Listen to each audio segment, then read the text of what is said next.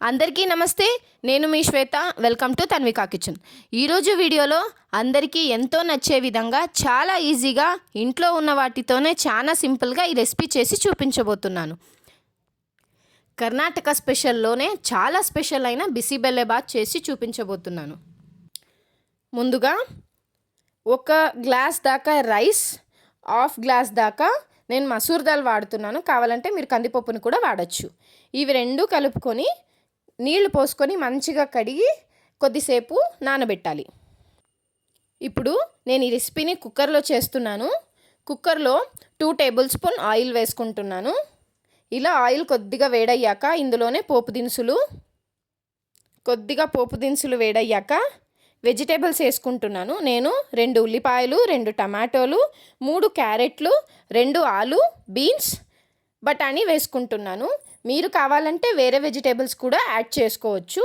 ఇలా అన్నీ వేసుకొని ఒక్కసారి కలుపుకున్న తర్వాత ఇందులోనే పసుపు, ఉప్పు, సాంబార్ పౌడర్, ధనియా పౌడర్, గరం మసాలా వేసుకొని ఇందులోనే బిసిబెల్లెబాత్ కోసం తయారు చేసిన ఎంటీఆర్ బిసిబెల్లెబాత్ పౌడర్ని కూడా నేను వేసుకుంటున్నాను. ఇందులోనే వేసుకొని మంచిగా కలుపుకోవాలి. ఇలా కలుపుకున్న తర్వాత 1.5 గ్లాస్కి నేను ఇక్కడ 1 glass rice, 1/2 glass masoor dal తీసుకుంటున్నాను కదా. ఇలా 1 గ్లాస్కి చొప్పున 3 గ్లాసులు వాటర్ వేసుకోవాలి. అంటే నేను ఇక్కడ 4.5 గ్లాసులు నీళ్లు వేసుకుంటున్నాను. ఇలా గ్లాస్ నీళ్ళు వేసిన తర్వాత ఈ నీళ్లు మరిగేంత వరకు మరిగించాలి. ఇలా నీళ్లు మరుగుతున్నప్పుడు ఇందులోకి మనం ఆల్రెడీ నానబెట్టి పెట్టుకున్న రైస్ మరియు దాల్ మొత్తాన్ని వేసేసుకోవాలి. నీళ్లు వంపేసి మొత్తం వేసేసుకోవాలి. ఇలా వేసుకున్న తర్వాత కుక్కర్ మూత పెట్టి 5 నుంచి 6 విజిల్స్ వచ్చేదాకా చూడండి, చూపిస్తున్నాను. ఇలా ఉడికిందనమాట. మేము కొద్దిగా గట్టిగానే తింటాము.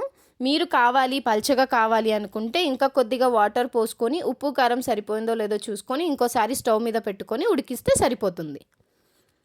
ఇప్పుడు తీసిన తర్వాత ఇందులోకి కొత్తిమీరతో గార్నిష్ చేసి రైతాలో కానీ బూందీలో కానీ నంచుకొని తింటే చాలా అంటే చాలా బాగుంటుందండి.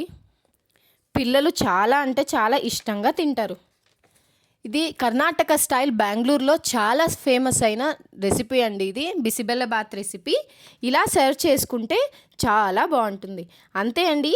అందరికీ నచ్చేలా సింపుల్గా ఇంట్లో ఉన్న వాటితోనే ఈజీగా ఈ రెసిపీని చేసుకుంటే ఈ రెసిపీ చాలా బాగుంటుంది.